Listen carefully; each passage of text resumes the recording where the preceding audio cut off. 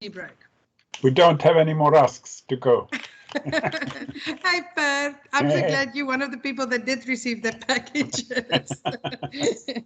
We had to. Oh, fantastic! We had some really. I'm okay. I'm actually sitting in the Stellenbosch in the international offices partnership meetings, but I'm sitting on two computers because I'm working on my computer and Someone mute Alison. But what I wanted to say is we had some really strict customs officers that really were very worried to know what we had in those Roskin teas. So I'm glad you received yours. We had to officially declare that wanted the customs, so we had to.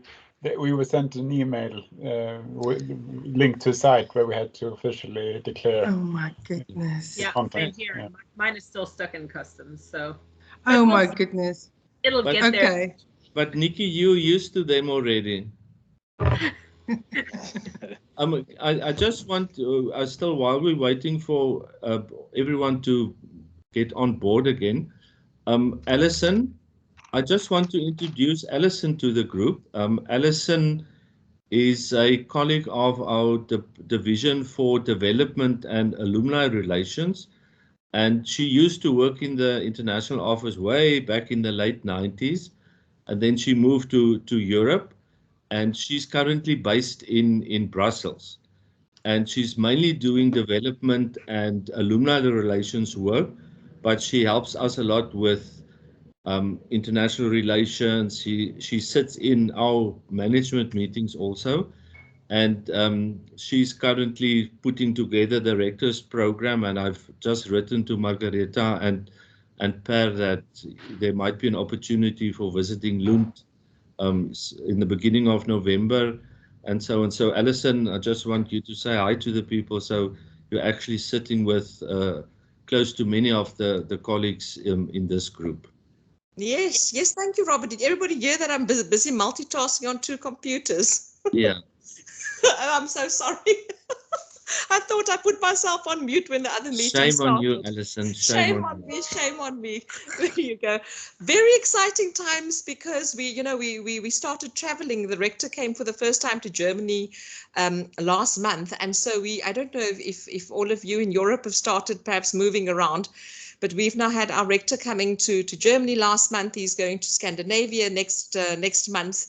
And so very exciting because people are actually accepting the meeting requests. I was very cautiously reaching out to everybody because I'm not sure if in Europe we are doing in-person meetings, but thankfully, yes, able to see colleagues now and also to meet some of our alumni. So very exciting times and very, very busy times too, as you know, when you're organizing the meetings of our top management to try and fit everything in a very limited time. But yes, thank you so much. And again, apologies for not muting myself when I was jumping on my other meeting. No, you just wanted to remind me to introduce you, so it's fine. Sorry. Okay, I think over to Lydia and Alecia. I'm not sure who's now calling the shots here. Thank you. It's always you calling the shots, Robert, but in this instance, I will hand over to Alecia, who is very capable of calling the shots for this session. So Alecia, looking forward to a very interesting session. Over to you. Thank you so much, Lydia, for the formal handover. I just have a holding slide to share, just to remind myself of the structure. So just give me a second to get that up.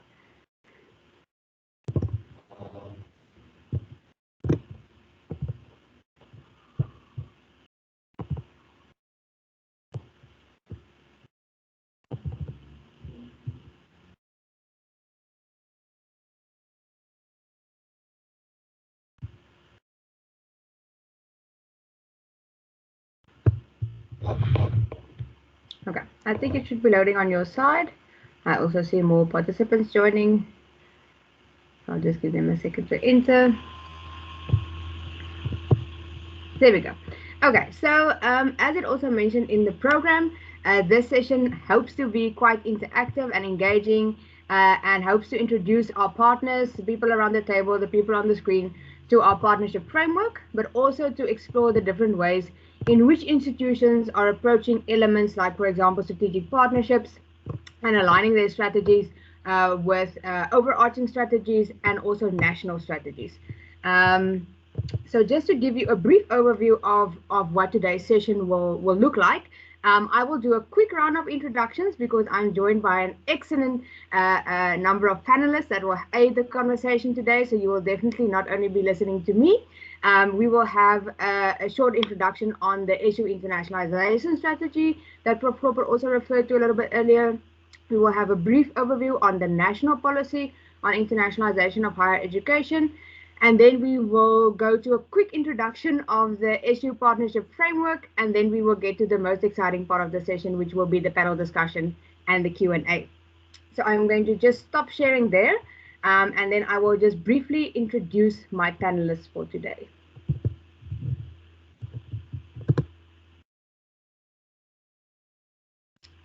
Okay, so I will ask them if they are able to, they can switch on their cameras so that we can see them on the screen.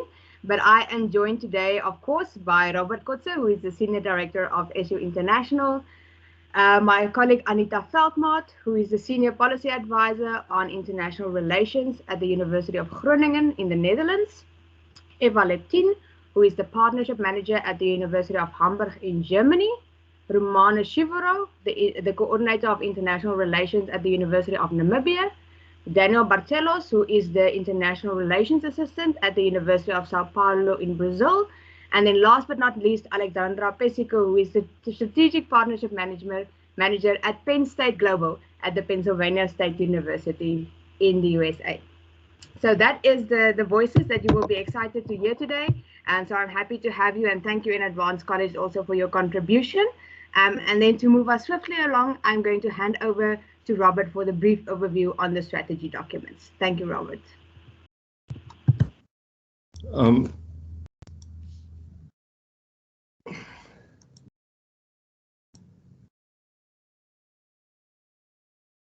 Now, why is my screen blank?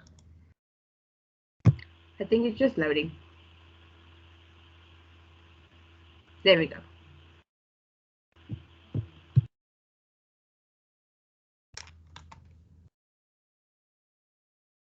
Anything happening? Not yet, it disappeared again.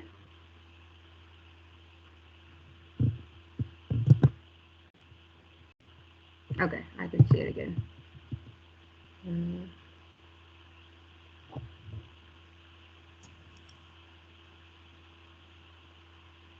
Okay. Thank you, Alecia. Thank you, colleagues.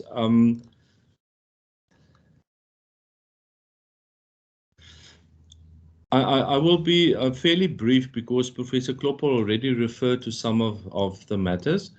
According to the vision and mission of the university, the global recognition is quite high on our agenda, and also that we would like to be a place to connect to the world. And if we talk about our partnerships, it's also within our core strategic themes that throughout the university, even with local partnerships within the country, with businesses, with NGOs, it should be purposeful and it should be inclusive. That is quite a very high important notion for us. We work with the definition of comprehensive internationalization as an institutional commitment to intentionally and comprehensively integrate an international, intercultural and global dimension into sort of all the purposes, functions and programs of the universities for student and staff. And apart from impact on learning and teaching and research innovation, there's always this important aspect of meaningful service of society. Quite recently, we start talking about augmented comprehensive internationalization, but we still need to spare our thoughts on it. And when I shared it with Jane Knight, she said to me, it's a bit too much. But I think the whole idea of thinking new and thinking fresh about it is an important aspect. Now, the important thing of our internationalization strategy is that especially the 4 bullets there under point 2, is that we need to bring focus to our existing wide range of internationalization activities, and important to be agile and adaptable in our responses to international opportunities. And then for us, it's also important to work with other South African universities, because internationalization should be a benefit to the higher education sector in the country. So we've got a commitment to that. And then something that we would like to focus on is that to encourage staff in the university that they see their role also in internationalization. Although you might not be directly involved, on a secondary level, we like staff to consider themselves also as internationalization practitioners, people who can make that transformative change and impact. So what we've done is we've used 8 dimensions to work on goals for internationalization in terms of governance, research, academic programs, and then importantly enough on engagement dimension. And I think that's the important one also for this conversation, is that we want to cultivate close relationships with our international stakeholders through functional engagement. Now, it should work. It should be like this and not stuck like this. It should be active. That's quite important for us, because there are many sort of quiet ones that we need to sort of bring life back to them. And then important features, it should be mutually beneficial, complementary, and reciprocal. That's quite important for us, that it's sort of on a equal level. It should be complementary and influence both. And that's why we want to consider it as transformational, in the sense that both institutions should learn through the engagement with one another.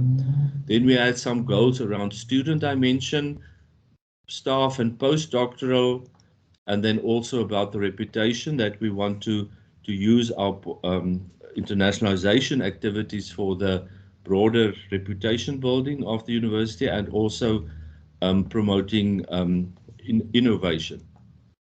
So the principles that we try to follow is that we need to be aligned with the national imperatives for access to higher education. So we, for example, with student recruitment, we have to balance that with the requirement to be an asset for the national needs for access to higher education. There's a clear priority for Africa, especially SADC. Partnerships should be transformative. We see internationalization also as some kind of localization, that there's a close engagement with the town, and then for students to have global student learning outcomes that you will talk about tomorrow. Then within the national context, these 10 issues are, I would say, the sort of the very basic principles from the government policy. There's this preference for South Africa first, SADC, rest of Africa, Global South, and then beyond. So we always need to think about that. And then the principles that we've included also in our strategy is mutuality, complementarity. It should be quality, the focus should be on quality, and it should create value. And that's an important notion.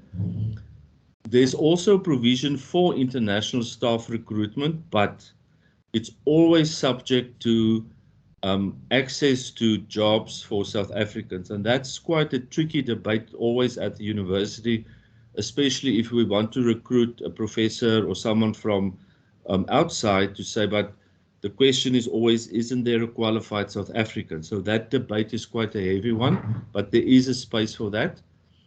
Then fourthly, it's the responsibility of institutions to develop policies and strategies, targets, measures, and record keeping, and to have structures for internationalization. But the government is not giving money for that, unlike different countries elsewhere, where there is some possibility to get money from government resources or government agencies. Interestingly enough, in South Africa, all students are subsidized by the government, irrespective from where you're coming. So a student, full-time degree-seeking student from Europe, America, whatever, or Africa, they get the same subsidy from the government. We have to charge the same tuition fees to students from SADC, that is the Southern African Development Community, the 14 countries, but there is a provision that you may charge higher fees for students from elsewhere. So there is a provision that there's some income generation that we can do.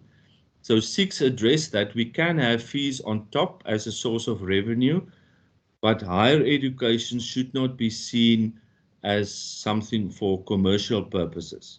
So that there's a very strong demand in the national policy that we need to look for that.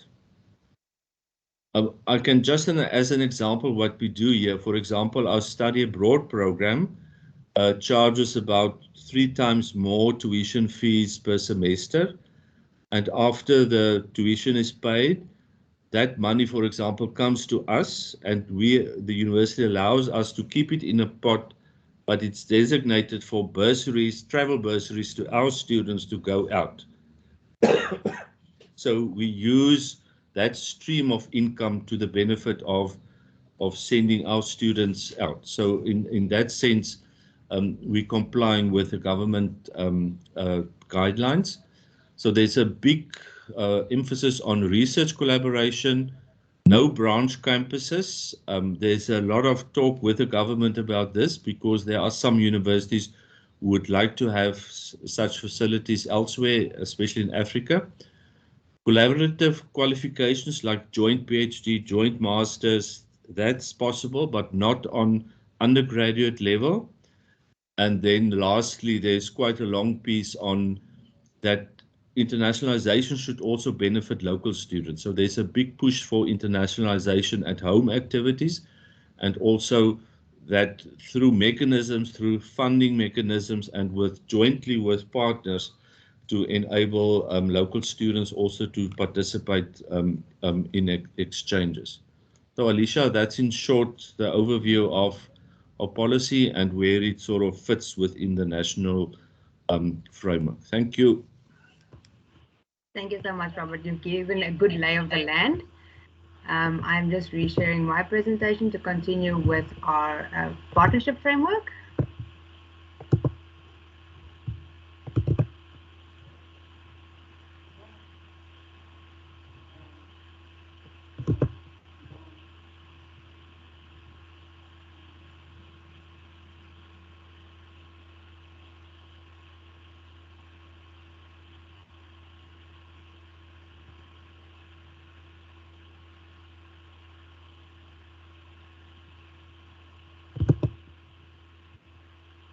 I think it should be coming up on your screen now. Okay, so I have about 10 minutes to give you a brief overview on our partnership framework. Sorry, it's just a loading still on my side.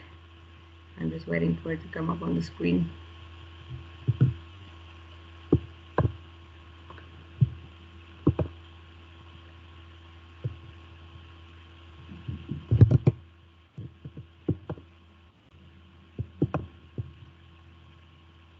Okay, so obviously, as with all things, COVID has brought a little bit of a silver lining, because it has given us a bit of time to step away from some of our daily engagements in terms of delegation visits and all of that, and to step back a little bit and reassess and take some time to put on our thinking caps. So we've also taken the past few months to think about our partnership framework. Yeah, I'd actually Robert started writing as part of this while he was actually visiting Leipzig. So even in that sense, there's a little bit of our partnerships embedded into the structure. So we've come up with a bit of a blueprint document. And I have to be honest, I'm definitely not going to share all of it with you today. It's a 30-page document. And in a sense, we are trying to map our partnerships from the, I almost want to say, from the air. And with this now moving forward, delving into the on the ground implementation. So today I'm just going to share three small excerpts from the partnership framework with you, as well as a visual representation before we move into the panel discussion. So the first one should, or the first little section should be coming onto your screen now. So our partnership framework focuses on our bilateral partnerships, and these are usually formal relationships that are based on signed agreements. So these are usually with higher education institutions and other international education organizations. So apart from providing cues for consideration and initiating new partners and cues for partnership development, the framework is really based also on proposing a set of categories to bring more focus and structure to our current broad partnership portfolio. Or bilateral portfolio. I will also talk about that a little bit more as we go along. So in addition, the framework intends to create a shared understanding of the terms used throughout the partnership development process, like partnership, agreement, all of that. Most people around the table are well aware of those things, but also just in engaging with our different academic spheres where we have our stakeholders. So the framework also intends to differentiate between level of partners. So here we've made the important decision to differentiate between institutional partners and faculty or departmental level partnerships. And these are also linked to our internationalization strategy through categories like our comprehensive and our global thematic partnerships, and then also other various levels and types of, student mobility, staff mobility, those types of categories. So we try to list level-specific partnership features, and that also assists us in evaluating the transactional, functional, and transformational aspects of a partnership. And it also provides broad cues for general and explicit partnership development initiatives. So let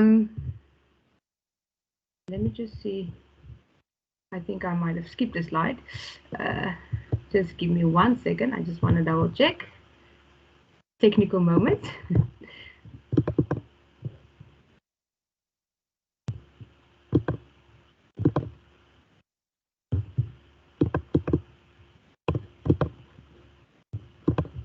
Yeah, all good.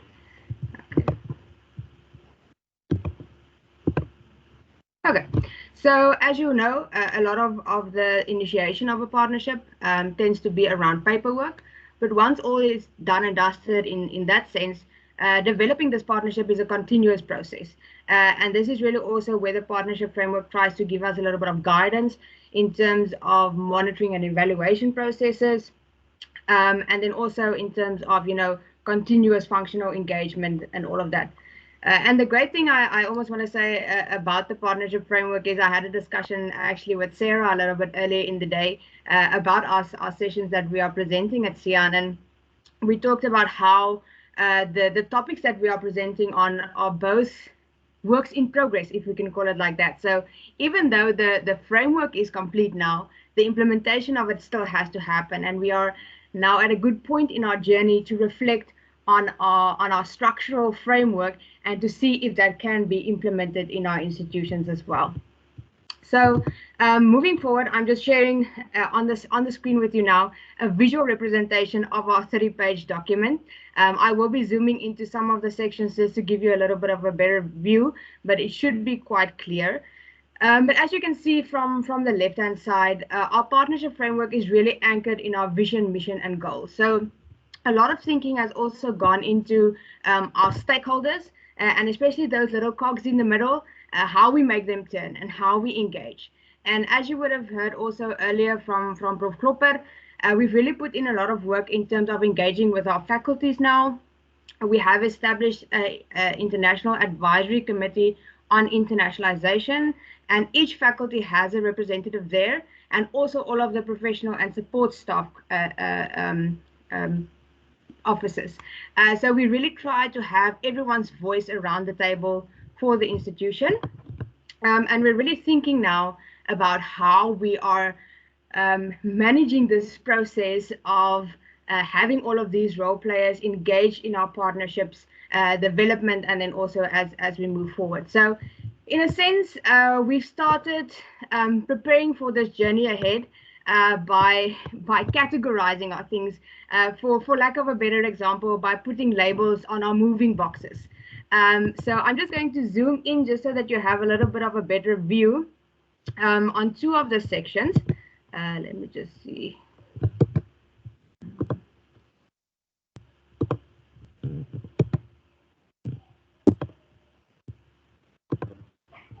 Sorry, I don't think it's allowing me to zoom while it is in Teams.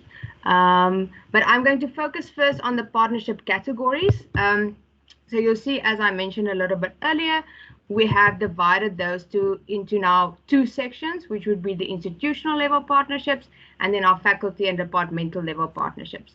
For the institutional level partnerships, the idea is that it would be predominantly the rectorate, SU International, the Working Group for Agreement Development, in collaboration with each other, that will initiate and set up these types of partnerships.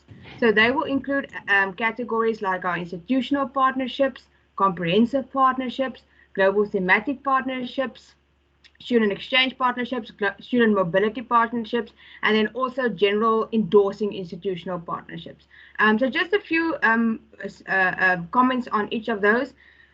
For some clarity, just so for example, with the exchange and the mobility, we differentiate in terms of, I almost want to say flow of traffic. So the exchange partnerships usually indicate a two-way flow of mobility, while the mobility partnerships usually indicate a one-way flow of mobility. And then just I'm keeping an eye on the time. In terms of the categories, you will see at the bottom. So these are the elements that we are really considering in terms of I'm sorry, I see the comment. I was able to zoom in on the normal presentation, but I'm not sure if it will give me the opportunity to do so. But I'm very happy to share this infographic with you as well, so that you can zoom in on it a little bit more. Let me just see. Okay, Robert has it there in PDF as well. Thank you, Robert. Would you mind just scrolling down to the section on the elements? There we go. Okay, so the categories are determined by the agreements having the combination of the following features, and also then their transactional and transformational potential. So these range from, organizational and operational arrangements, research collaboration, access to facilities and programs, general student mobility provisions, all the way to things like capacity development, global visibility, and innovation. So we've tried to unpack a lot of these elements, and it is a work in progress, because we are also thinking, if we have it there as an element, how are we going to measure it? And as you know, in terms of monitoring and evaluation, it's not always so easy to really quantify some of these collaborations. But as an example, we've put the comprehensive partnership category as part of the visualization.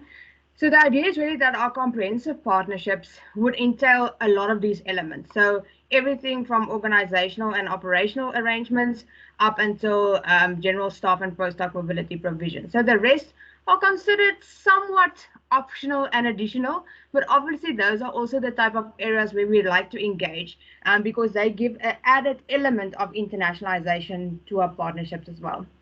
And we also feel like if we can focus on these elements, they will really enable us to move these partnership categories to a highly transformative, with in other words, a really meaningful impact on all of these institutions. So as I mentioned a little bit earlier, we are still unpacking and going ahead on our journey with all of this. So to help us around our thinking, especially in the partnership categories and how we will think about who goes into what box, I've invited the panel today to come and speak to us a little bit more. So Robert, if you don't mind, I'm going to switch back to my presentation now.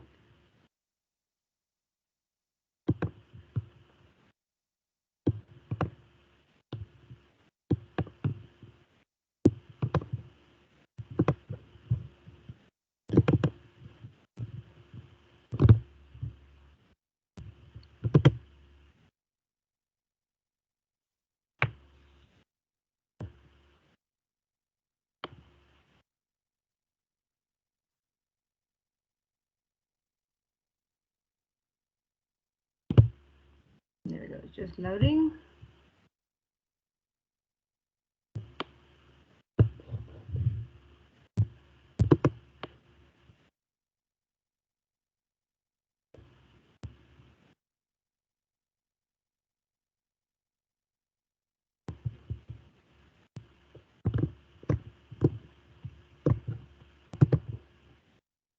There we go. Okay, so as I mentioned a little bit earlier, when we are confronted with these type of issues, we never have to go really far to get expert advice. We simply need to turn to our partners because they are also the people that we are taking along on this journey. I'm very happy that we have the set of experts today, and I'm going to discuss with them some of the questions that we've been grappling with as we go through this process, and I'm sure their feedback will greatly help us in our thinking. And I hope that it will really also spark some ideas in your context as well. So in order for this to be a little bit more of an interactive conversation, I'm going to stop sharing my screen and I'm going to ask the panelists just to switch on their cameras and then we can get started with the questions.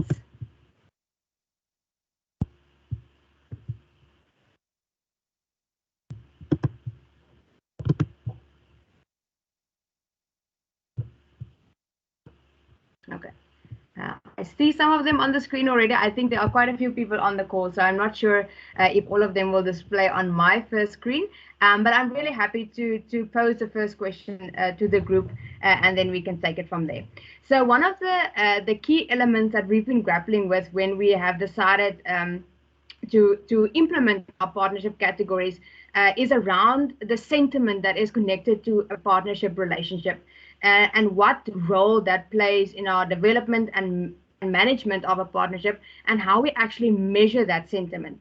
So I'm going to ask as a start for Alexandra to give us some insights on that questions around sentiment. Well, thank you very much, and also a warm welcome from State College, from Penn State University. We're in the middle of Pennsylvania. If you imagine a state that has quite the expansion from west to east, we're smack in the middle. If people ask what is it comparable to, I sometimes have to say, because I grew up in Germany, it's sort of the Hunsrück area of Germany, very forested and hilly. So thank you very much. To answer that question, I really had to think. I think you can't take the sentiment away from partnerships. I believe that because in our case at Penn State, these partnerships often grew organically, maybe driven by faculty, in fact, in many cases. So let's picture faculty member X met faculty member Y from another university through conferences and maybe ultimately really synergies that they discovered, led to joint research as well as maybe joint publications. But that alone, of course, doesn't make a comprehensive partnership, as you pointed out as well. And in our case, we call them strategic partnerships, but I recognized a lot of what you just showed us in the slides that's comparable to what we call a strategic partnership. And so what really happened at Penn State was that some of these contacts then were continued and led to an exploration of whether, is there more? Can we build on these faculty connections? And that led to scoping visits, I might call them, understanding what, let's say, a strategic plan of another university looked like, and determining, is there that complementarity that you mentioned too? So our trajectory probably was the following a little bit, and that's a model we've pursued. We've often then had a workshop, which was relatively broad and including faculty where we thought we had connections as well as administrators. From there, we then often engaged in a seed-funded program, which in our case was funded by Penn State Global and then usually the international office of another university. And from a broader seed grant, we then realized where true synergies exist. And that happened to become often a year 2 targeted seed grant with the hopes that then we could focus on a large scale initiative. And with 2 of our partners, with one we're already there and with the other one we're now building what we call convergence centers, large scale research centers where we connect through that while at the same time pursuing educational projects. So I think it's an excellent question. The sentiment never really goes away. And I think that trust and the years of working together with somebody truly help very much. And yes, and then the monitoring, the evaluation goes into that. We have a database where we capture all of that. We try to do some return on investment analyses and tackle that rather neutrally. But in the end, I believe it needs to be a partnership that's relatively well anchored across the university, and it cannot just be one or two faculty members. So I would say that's been our approach, and I'm very interested in hearing how others have done that. Thank you so much for that valuable insight, Alexandra. I'm going to ask Eva also to share a little bit from their experience. Yeah, thank you. Thank you very much for having me on the panel as well, with such an interesting group of colleagues. And I really wish we could have met in person, but it's wonderful to meet you nonetheless. Briefly about my role probably at Universität Hamburg. We are in North Germany, so not quite Pennsylvania. So I work in the Department of International Affairs in the section of Strategy and Partnerships, and my role is policy advisor for the strategic partners that we have. We also call them strategic partners. And I'm responsible for our African and Latin American partners, specifically Stellenbosch and also the University of Sao Paulo. So Daniel, it's very nice to be on a panel with you.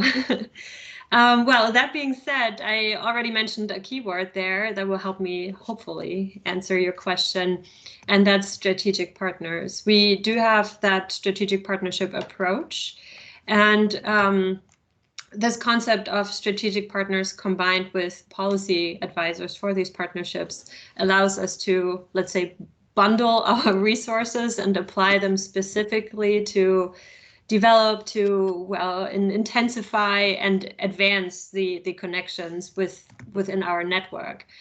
Now, how are our strategic partners selected? I wouldn't say that sentiment is the primary key here. One of the most important factors is previous international cooperation and programs like student exchange. So pretty much the history between Hamburg and the partner, sort of what Alecia and also what you, Alexandra, already mentioned. Of course, here positive feelings or sentiments do play a role. We also, reflecting what Alexandra said, require that at least half of our faculties, that is 4 faculties minimum, are involved, have ties to these partners, and are willing to continue working with them. We need willingness from the partner side to engage in, let's say, reciprocal funding. Ranking does play a bit of a role. This is sort of reflecting what we heard in the welcome note earlier, and somewhat geographical distribution, but really it is about compatibility between Hamburg and the potential strategic partners. Nonetheless, ultimately, the decision is up to our president. So kind of rephrasing what Robert said earlier, it really takes 2 to tango, but these partners must be compatible in a way. Now, if I can continue for a little bit longer on this, we do have permanent positions set up for partnership management for each of our strategic partners, divided by region, like I mentioned earlier. And this gives us the opportunity to sort of build personal connections between me, for example, and our partners for long-term planning of these partnerships. And if we look at that policy or that approach by the University, by Hamburg, I think it shows that there's quite a thorough understanding that personal connections and sentiment, if you want to call it that, do play a key factor in, well, fruitful, good, long-term, sustainable partnerships.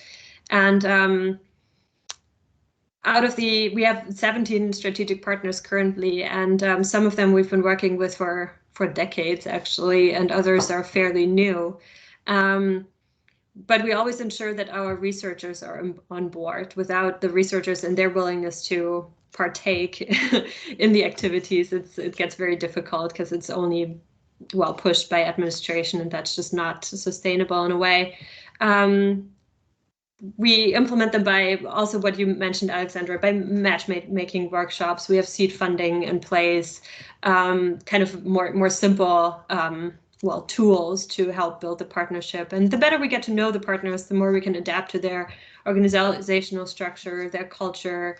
Some are very similar to Hamburg, others are more decentralized. So we try to try to match our partnership to what makes us compatible, really, in a way.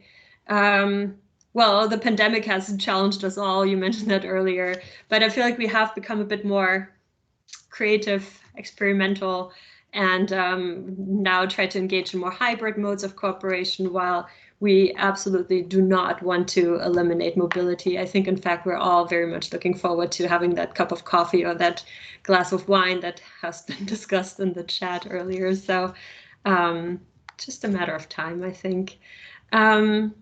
Then for the maintenance of these partnerships and continuing these personal connections, we have a similar event like this, the Hamburg Networking Conference, where we invite our partners to, well, 2-day or 3-day workshop, actually coming up next week, virtually though. And well, if we consider measuring this or measuring the partnership or the sentiment there, I think it's very subjective impression of how are things going, how is it? But it's also how many requests do we get from researchers to work together? What are the student experiences? But due to one person being responsible for the partnership, we have all that knowledge collected in our brains, in our email inboxes, in our hard drives, really, and it's quite easily accessible, and we can get quite a good idea of how the partnership is going. Yeah, I think that's it for now. And now back to you, Alecia, for now. Thank you. Thank you so much for those insightful comments, Epan. If I may then jump straight from Germany to Brazil, Daryl, if you would like to also respond to the question. Hi, first of all, good morning, good afternoon, everyone. Thank you, Alecia, and the Stellenbosch staff for this warm invitation. It's very nice to meet you all and share these experiences and knowledges, even for a brief amount of time. So answering the same question, does the sentiment connect to your partnership play a role in our development and management? I'd say not really sentiment, but a sense of history, of compatibility, of complementarity, and enhancement. So in order to establish new partnerships, the University of São Paulo, as a research-based institution, takes into account the public character of the cooperation and if there is any history of collaboration between researchers. Also, in order to build up and renew existing academic partnerships, our office, which is the central USP International Cooperation Office, uses a series of metrics, such as the number of joint publications in different areas of knowledge and their overall impact, and also the potential for exchanges for mobility of professors, researchers, staff, and students.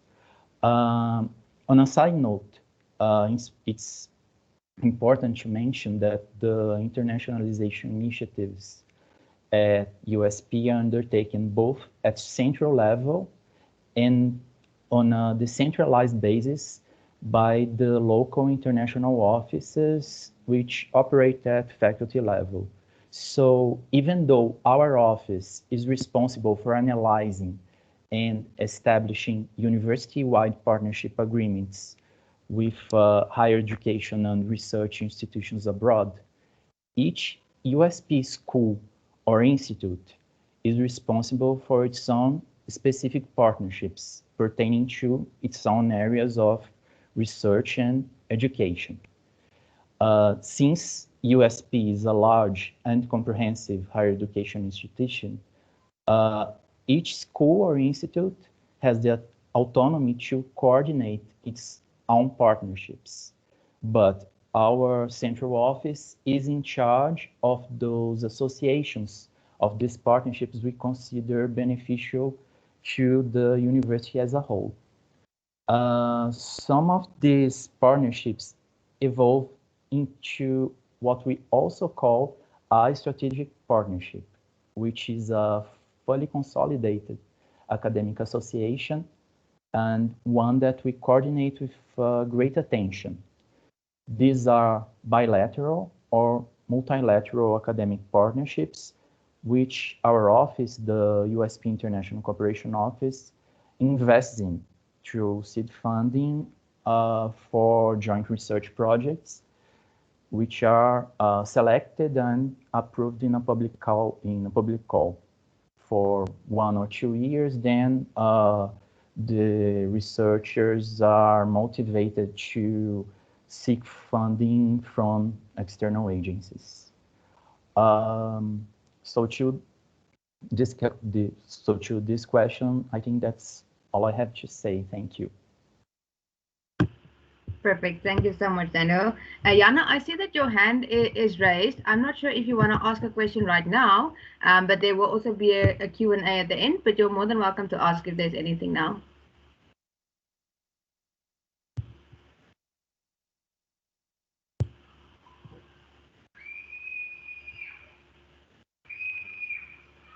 I'm not hearing anything, so I'm going to move along, but I'm not disregarding you. So please, if you have a question, you can hold on to it at the end.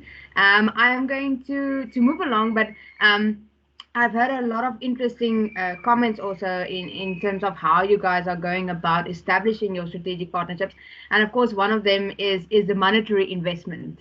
But the other question that I want to ask is, when it comes to building partnership capital, and not necessarily in a monetary way, if there's any innovative ways in which some of you are going about doing that. And I want to give the floor to Anita to give us some insight from her side. Thank you very much, Alecia, and thank you for having me on the panel.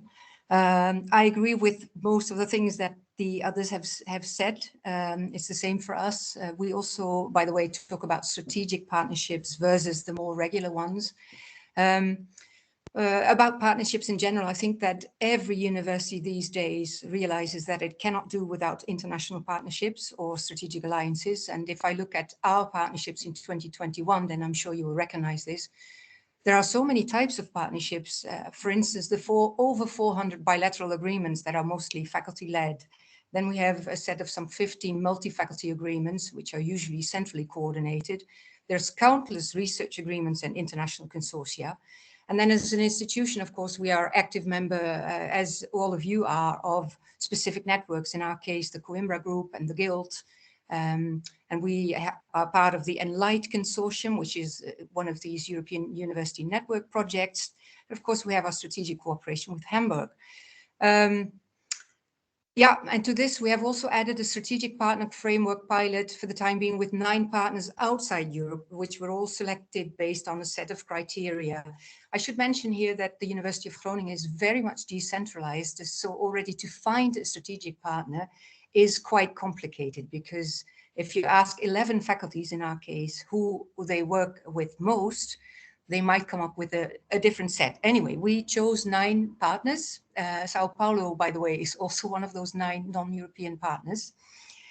But to go back to capital, we all know that these partnerships require huge investments, and how much an institution or a faculty is willing to invest depends, of course, on the needs and the priorities. And although, as you said, these are in part, it's in part financial means to invest in specific activities, mobilities, events, conferences, book, joint PhD position, I think it should be underlined that a lot of the money goes into staff time. And I think that it cannot be said enough that in a really good partnership, the partners are aware of the fact that people are crucial.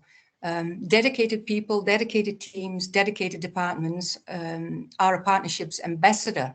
And without them, things simply don't work. Without them, nobody can make a contribution to solving today's challenges. And if I say people, I'm not so much talking about us, like support staff or higher management. I also mean the academic staff, because they invest their teaching research time, and they are so crucial for involving other colleagues and students in projects and networks. And I also want to include students themselves. I feel they are not just the beneficiaries of partnerships, but they should be full partners, because in a few years from now, they will act as those global citizens, those academics who will move the world further. And if I may take the case of the strategic comprehensive partnership with Stellenbosch, we call it strategic, as I said, and Stellenbosch calls it comprehensive. As all the others said, we are trying to turn a formerly regular agreement that had all sorts of activities, student exchange, separate research contacts. We had professorships on both sides. We participated in projects. Sometimes these projects led to consortia projects and then into new big applications for European funding, for instance. That's how it works. With this comprehensive partnership, we have put institutional support in place, for instance, to finance sandwich PhDs, which is fairly costly. We have also put in place instruments to facilitate people-to-people contact. There are agreements and templates in place, which is also very, very helpful. We have found champions at the level of the schools, those who are very committed and willing to take others along. And very importantly, Stellenbosch and Groningen have defined a set of specific objectives that are in line with our objectives for internationalization. And I think that most of you will agree that internationalization is not a goal in itself, but a means to enhance teaching, research, and our contribution to solving today's challenges. Our goal, I think, so for me, people are the capital of any partnership. Our goal is to involve more staff and students to create more capital. And yes, COVID-19 has seriously hampered the implementation of certain things, but I am convinced that the partnership will, figuratively and literally speaking, create a lot of capital, and that in 2024 we will continue and aim even higher. So that is our goal. I think that, yeah, do I answer your question now if I say that people are crucial? Very much. Thank you, Anita, also for that valuable reminder, because I think that is sometimes neglected. On the same question, I am going to jump into the African context and pose the same question to Romanus. Thank you, Alecia. Good afternoon, participants. My name is Romanus Juvoro. I'm with the University of Namibia, and I'm International Relations Coordinator. I just want to say that along the same lines as Anita, human is capital and knowledge is capital. Normally, a young university like the University of Namibia, our partnership starts with one champion. If it's from bottom up, because you get those partnerships as a public institution that are sanctioned by government, for example, because of bilateral relations. But those that are developed by the university, majority of those starts with one champion in a specific department. And what we would like to do in that regard, as conversation goes, and then we invite other departments that have interest, in a certain topic with a given university. But some of the hanging fruits in terms of activities that benefits our students and staff, for example, joint seminars in a given topic. During the time of COVID, for example, even before that, it doesn't have to be physical, it's virtual. You have majority of the students participating and attending these seminars, and also staff members. You have staff members connecting with one another, and thereby also leading to maybe joint collaborative ideas of research. We work with joint grant proposals.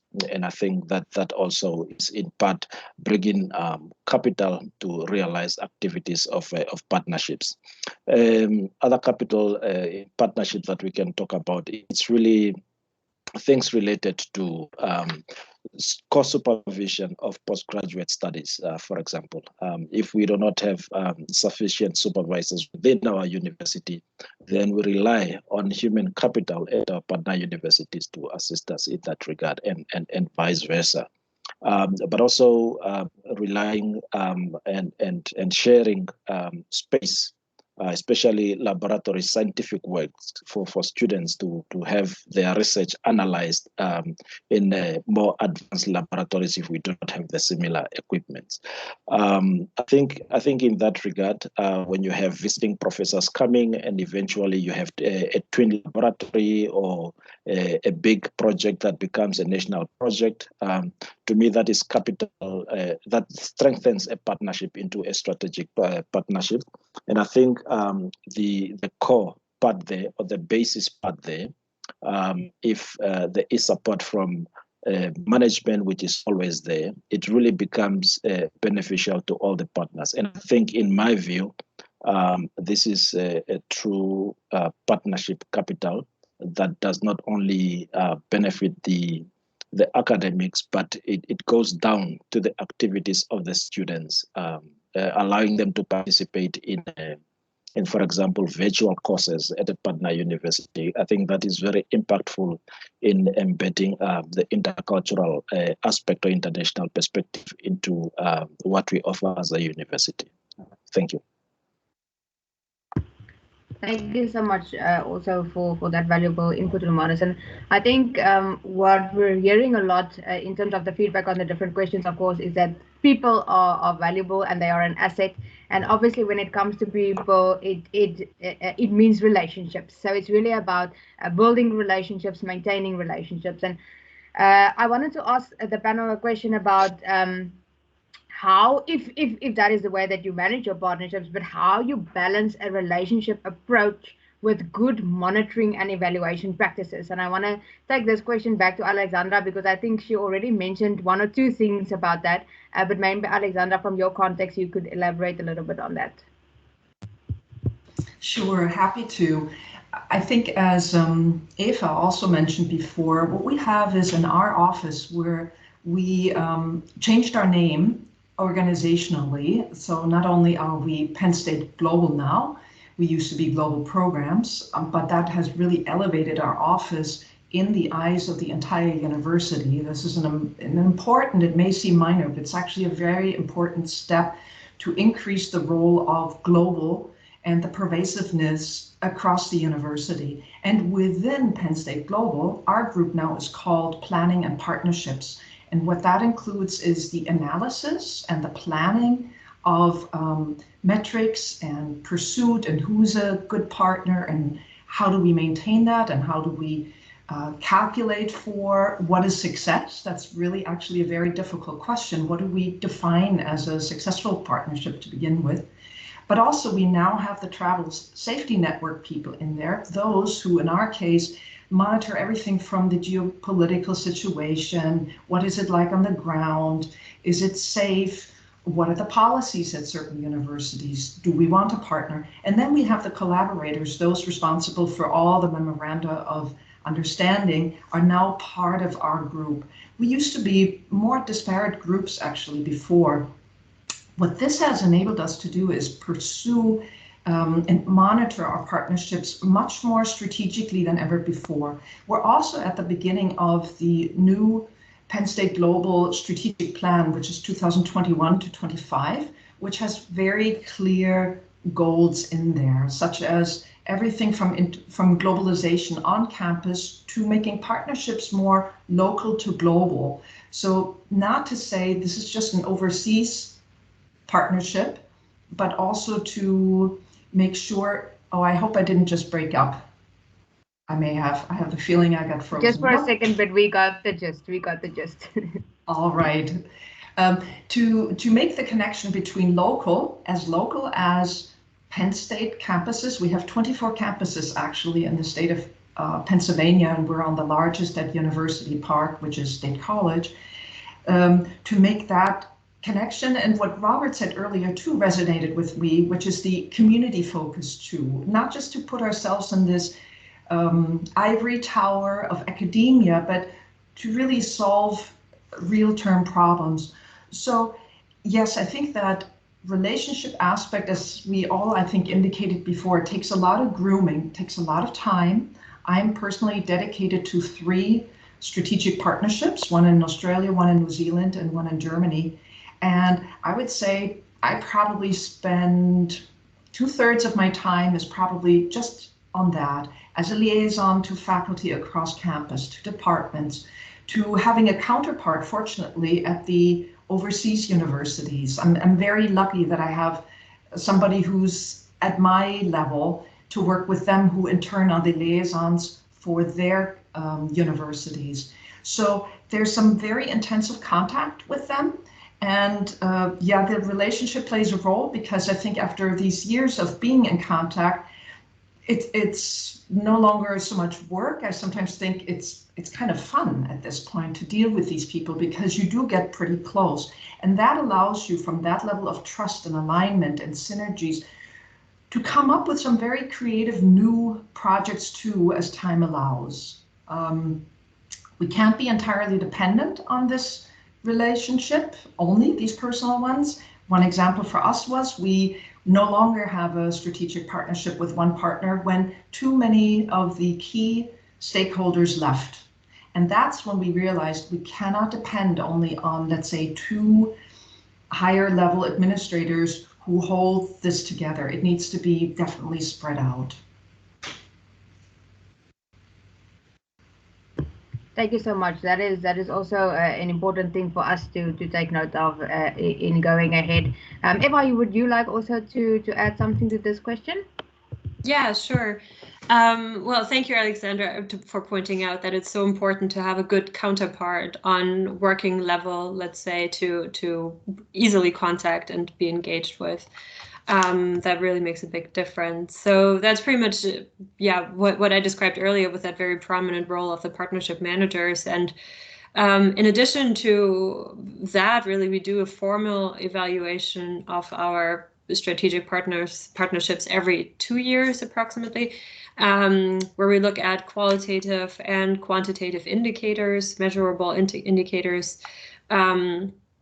And we do something similar before setting up a strategic partnership. And I just wanted to mention a few of those indicators in case you're interested. And that is, for example, number of mobilities, so incoming, outgoing researchers, students, but also staff. And those are mostly activities funded by Hamburg and/or by the partner. So that pretty much measures the impact of the money invested. Is there, well, third-party funding that the partners together were able to get? So joint research projects, really.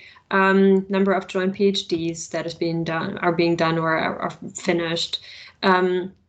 Visibility also plays a role. So public events or visible joint activities, that also makes a difference. Or are we planning activities similar to that, maybe even on administrative level between us on that working connection that we have, co-publications, and a few other parameters, obviously. But importantly, these partnership managers also have a voice and have a say in how this is going and in the evaluation process.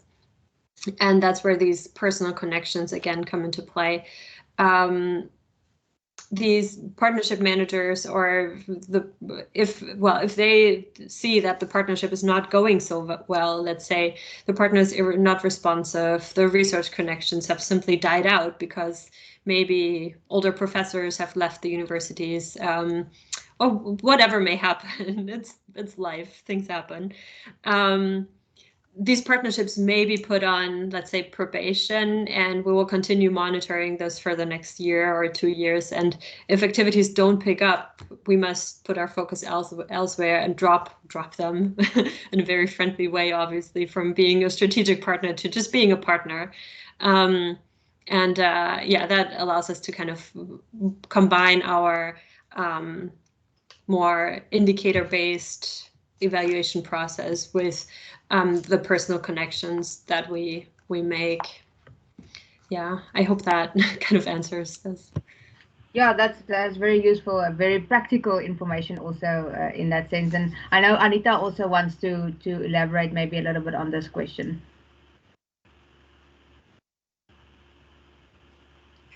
Yeah, I find it sometimes a bit difficult because universities are not businesses. So we may have KPIs, but there's always reality. And now there's COVID. So for the strategic partnership with Stellenbosch, for instance, we have these key objectives. We have KPIs, but there's the reality. And we're all very, very busy. Also, it's very awkward at times.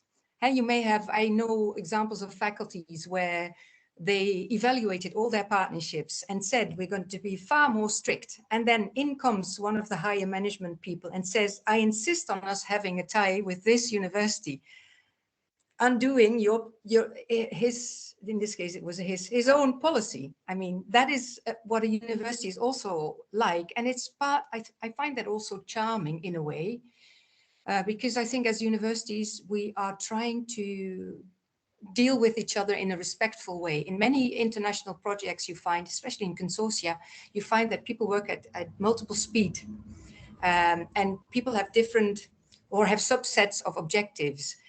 Nobody will try to throw a partner out. Everybody will do his or her utmost to keep that partner on board. If not for the external evaluations, then for some kind of intrinsic motivation. We want to do this well. We are polite, we are diplomats, and if we work together, we will get further. So we are in this transition phase. I find it's, yeah, it's interesting, but it's not crystal clear. Thank you so much for that, Anita. That also kind of addresses one of the questions I had in the back of my mind about, what will you do if the rector decides on having to partner with someone specific, and maybe we can get into that in terms of the Q&A. But for the last formal question in the panel discussion, I want to move back to our Global South partners, if I can group them as that. So Romanus and Daniel. In terms of a good geographical distribution of partnerships, how important is that in your context? And are you prioritizing any key geographical areas at this stage, and why? So Daniel, maybe you should go first, and then Romanus can have the last word. Okay, thank you. So historically, the University of São Paulo has been influenced by European academicism from its inception. So our oldest and longest lasting partnerships are with universities from Western Europe. However, the rectory administrations from the last few decades have established as one of our internationalization guidelines the expansion of academic partnerships throughout Latin America, Asia, and Africa. So since our partnerships in Europe and North America are more or less established for quite some time, our office has been focusing on our cooperation initiatives on the aforementioned continents for a series of reasons. For Latin America, it's the shared cultural, geographical, and historical components. Also, most of the incoming exchange students at USP come from Latin American countries. For Asia and Africa, there are great opportunities for cultural exchange. For example, enhancing links with Portuguese-speaking countries in Africa, such as Angola and Mozambique, and also for innovative research, especially in East Asia and South Africa. So that's it. Thank you so much, Daniel. So Romanus, from your side? Thank you. From our perspective, we we're saying that scientific work or knowledge has no borders, and ideally, we would really like to have partners from all geographical regions. Although currently that is the case, that we have partners in almost all continents, the level of partnership really varies. And right now, the partnership we had mostly were definitely with European countries as we started building our academic programs, but also some Asian countries. For instance, we had a lot of capacity building support from a number of Asian countries, especially for our staff members to pursue their masters and PhDs, but also some joint research programs. But if we look at the number of student or staff mobility, then it's more stronger with European countries and the US. And I think this could be attributed to the support instruments or schemes or programs that would allow, for example, students from Namibia to spend a semester in a foreign country. The cost to that, but also then the supporting staff members in that regard. We have a wide distribution, definitely a different interest, but we believe that this is very good for our curriculum work, for the perspective that we input in, and also for the engagement with our staff and students. Countries or places like Australia, not so much. And I think that perhaps it could be because of the distance, the cost to travel to one and the other, but also maybe of the supporting programs, incentives that will assist our staff and students to do partnerships. And definitely, as I said, with some of the Asian countries, we did a lot of capacity building. We do some joint research projects that are sanctioned sometimes through bilateral means. And as the first public university in the country, I think we are really tasked to assist government in various ways. So our direction is not only specifically through the university itself, but also through also the support of the government and the network that the government has established. But as I've said, I think it is very important that we maintain a balance in terms of the geographical regions and see a distribution of our staff and student engaging with the rest, with every part of the world in that regard. I thank you. Romanus, thank you so much also to you and Daniel for that important context and insight. I've realized I've been very selfish this afternoon because I have pitched the questions that I am grappling with in my own portfolio to these colleagues, and they have been my personal advisory board. So in a sense, I can pack up and go home now. My job for the week is done. But I also, colleagues, thank you very much for your valuable inputs. But I also want to open the floor to the rest of the participants. We have about 10 minutes for Q&A, so you're more than welcome to put any burning questions either in the chat, or you can raise your hand and unmute and go ahead and ask the panel.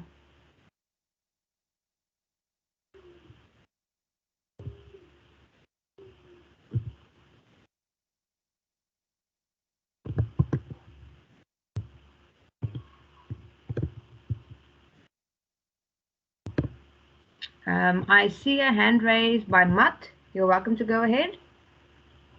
Good afternoon, good morning. Thank you everybody for all the very interesting presentations. Always good to learn from best practices all over the world. I just had a question, because I'm working actually at the faculty level, and for me it's always like a bit of a, like, not a struggle, but like, how do you define like which agreement with which partner are we going to put like on a institutional level, or which should stay at the faculty level? Because also certainly for these strategic and comprehensive agreements, these should be of course at central level. But where do you guys make the shift on lifting to these levels? So, thank you. Maybe I can offer a first response maybe to Matt, and then I'll head over to the panel. But this is something interesting that we've been discussing also in terms of our partnership framework. And as a guiding principle, we have decided that if there's active collaboration in 2 or more faculties, a partnership could be considered for institutional level. So I would also love to hear from the panel if there's anyone that wants to respond to that question. May I? Eva, you're welcome. Well, it's Sure. very much. Anita, go first, please. Oh no, you. No, you go go. ahead. Oh, okay.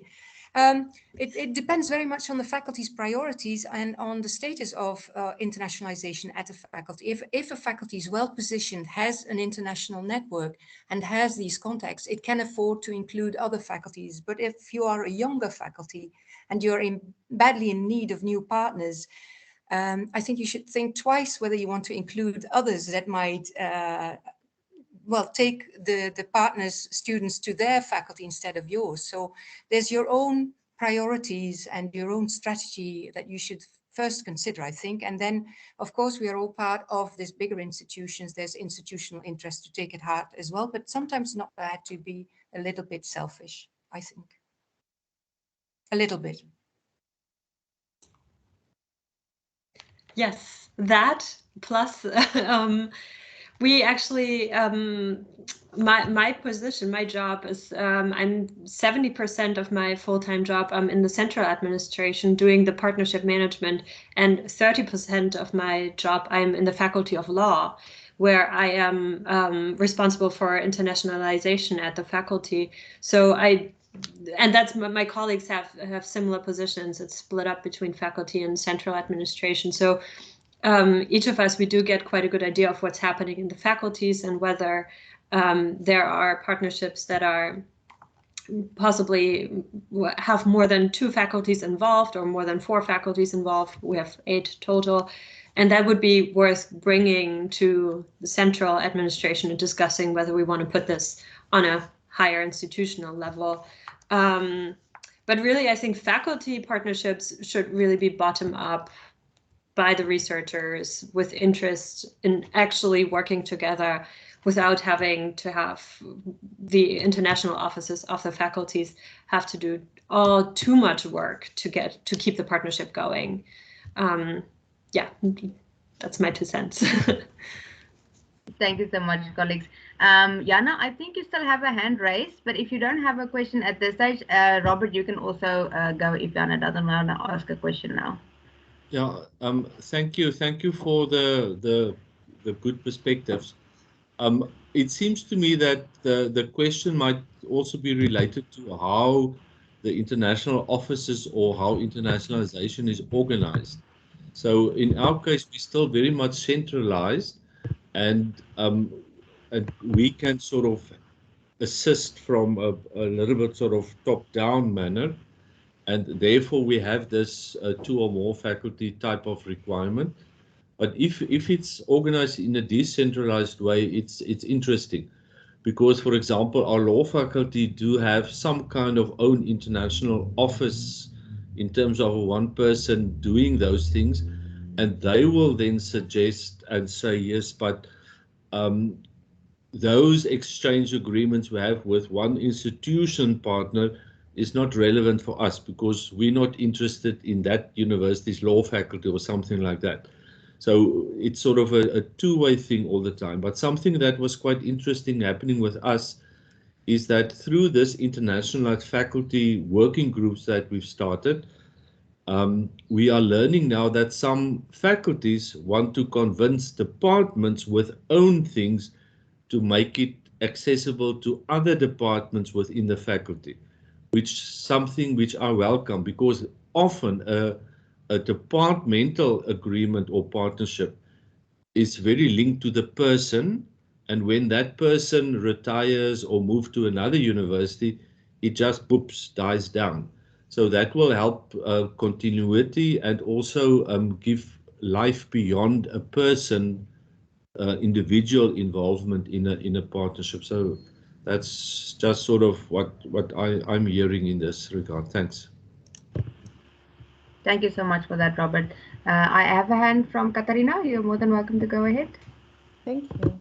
Yeah, Robert, I was just going to say something rather similar, because I've been wondering for quite some time how decentralized and comprehensive goes together, and how we can get this, because of course we want this internationalization spirit all over the university, and even if we didn't, there's no way to get it back into the bottle, so to speak, of the international office, because it's out there and everyone is doing it, and with digitalization even more than before. And actually that's on the way to mainstreaming, or whether we really want this is another question, but that would be a really interesting discussion as well. I think what would be really helpful then is really good transparent monitoring, so that we actually know what's happening in all of these corners of our institutions, because then it's much easier to make these decisions. And another thing I'm wondering about, one thing is, how did all of this change through digitalization for you? And the other thing is really, aren't some partnerships that are so relevant, or where the person is so relevant and the person then retires, aren't those partnerships then maybe that's also okay, that sometimes they don't die, but they move on to another level, or they move on to and so I think these are things to consider. We don't have to have more and more and more and more, but those that are really relevant to the overall institution, right? Can I just quickly respond to that? I think comprehensive for us would be more in terms of the features of the partnership. So what kind of activities, what kind of things we want to do, where comprehensive is not in the terms of the partnership categories we use, is not about the number of faculties or things. It should be as wide as possible, but that won't determine the inclusion in that portfolio or not.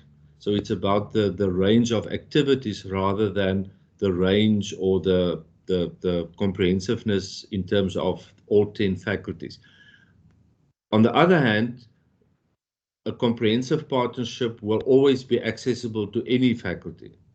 So it is perhaps only 2 originally, but it's open to anyone. So it's, in that sense, it is all inclusive in that way. Thank you, Robert. I'm just checking to see if there are other hands. Robert, you want to add again? Yeah, I have a question to Daniel. I'm quite intrigued also by your view on this, in the sense that you're quite a large institution, and that determines quite a lot of the activities. And sometimes I feel lost if I engage with a USP, because I'm talking this way, and then here pops Daniel up, and then who do I talk now? How do you manage that in terms of the wide system that you have? The communication of partnerships and so on. So if you can help me there. Yes, it's a tricky process actually, because first, this local internationalization office, there's not a hierarchy between our office and these internationalization offices. We kind of walk hand in hand. So, of course, our central office can't control everything, but we try to. we try to always keep in touch with each local internationalization office through training and eventual meetings, periodical meetings. So it kind of became trickier during this pandemic, but we're trying to, I don't know if control is the right word, but to keep in touch with what each school, institute, or faculty is doing regarding to internationalization. It's a work in progress, I think.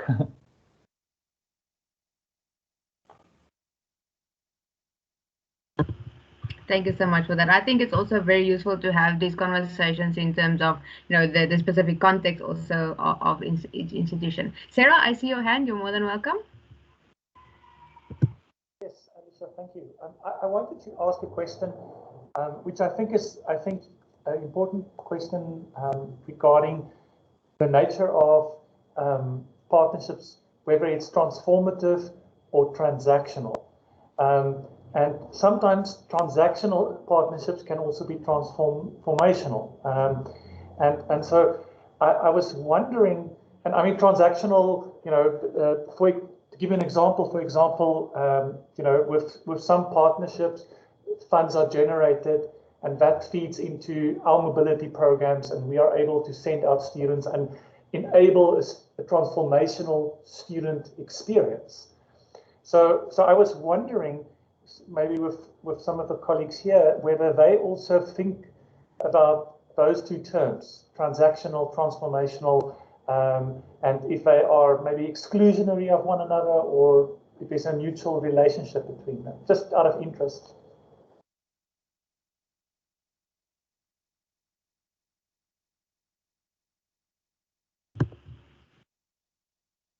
If anyone from the panel wants to venture a response, they're more than welcome, but I'm also opening the floor if there's anyone else that wants to share a little bit.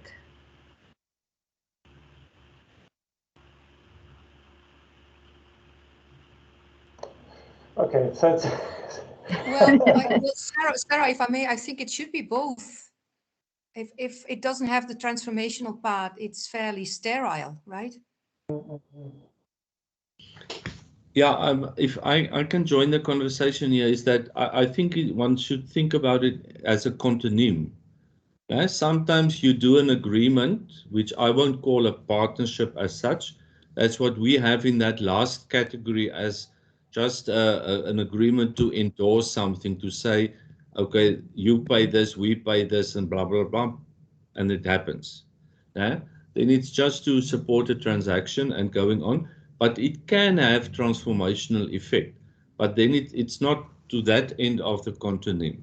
So that's the perspective I would like to bring in, and also to indicate that I think each partnership, especially comprehensive or strategic, should aim at changing each other through learning, through the impact of a research project, or also through the people engaging with one another to change individual perspectives about things. And also something can also become very transformational if people also become good internationalization friends, to support one another in other global forums, or to join other networks or smaller groups of institutions. That can also be very transformative. So I would rather see it as a contonym, and sometimes you have more than this, and sometimes some activities move that way, and so on. But the reason why I originally said I would like to see that in our framework was to sort of push the whole thing, that the agreement is the paper, but what we then do is the partnership, and that it should be functional and changing the two institutions on both sides. The example I always use is the old one we have with Leuven, where if we hadn't had that one in 1990, I think the international profile of our Faculty of Agriculture would not have been so significant, because they unlocked the door for that faculty in the beginning, and now they're running, and now the partnership is so deep, and we don't know what's going on all over the place. Matt may be the one who's the best informed on that. So that is what it should happen then. It should sort of get wings and really sort of soar into the sky. Thanks. Thank you, Robert. On that very inspirational note, I am keeping an eye on the time, and I know we still need to prep a lot of ingredients for our birthday tonight. So I'm going to end the session formally, but I just really want to reiterate my thanks to the panel again. And I almost want to say I'll speed dial you in maybe if I have some more questions as we progress with the implementation of our partnership framework. And I mean, as I mentioned also at the beginning, we cannot implement the partnership framework without our partners, because you are such an integral part in the process as well. So it's really, from my perspective, a great benefit that we can have this type of discussion and also learn from each other's context. So I'm going to formally conclude the session and hand back to Lydia for some housekeeping rules. Thank you very much. Thank you, Alecia, and thank you so much for this very interesting conversation that took place and for facilitating it. Yes, I can't believe that concludes the first day of SIAN. We were very excited to kick off and start it, and here we are at the end of the day, and we are ready to start cooking. I've got the master chef here with me. I'm just going to give you a little bit, I'm going to entice you a little bit of what's going to happen at 6 with the masterclass Bobotie masterclass rather. So if you if you didn't plan to join us, but are quite interested to do it now, grab a glass of wine. You can always download the recipe from the website and try it another day. But we would like to encourage you. It's going to be very informal. I've got a few colleagues here. Some already have a glass of wine, and we are going to just spend some time together, and instead of being here in Stellenbosch and having a lovely dinner, we're trying to have dinner at home with each of you. So please still join us if you haven't booked or registered. There's the link is on the website, so you can join anytime, and feel free to grab a glass and kick off your shoes and join us. So over now to the Master Chef Werner de Wit. I have not had any wine, I promise. And he's going to just entice you a little bit of what's going to happen soon. Over to you, Master Chef Werner. Yes, colleagues, so I'm getting up now from the computer. See, we were on Zoom, and we have some wine starting. We just wanted to show you the behind the scenes. As you can see, we've got a whole setup here. We've got our camera crew ready, and they're going to be helping us tonight. As you can see, our food is ready. So please join us just now on Zoom in about a half an hour, and then we'll cook some dinner. Even if you're not going to cook, please join us, grab some wine. We're going to be chatting around the table, and it will be good to see you later. So we'll see you then. Bye-bye.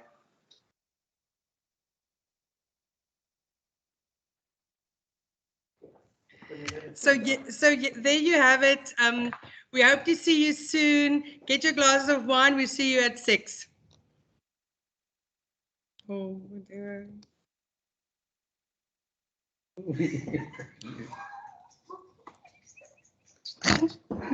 Hi, Matt. Good to see you, Robert. Yeah, now I want to speak Afrikaans, Flemish, or whatever. You yeah, can. all good on your side? It's good to see you. All good, I might not say, but good enough. Okay.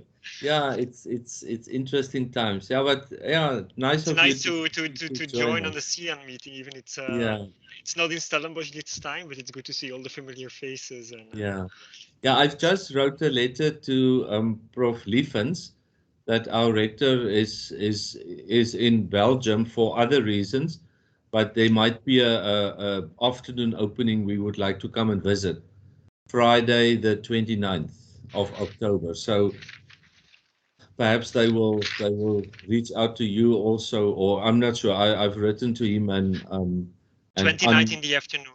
29th, the Friday. Yeah.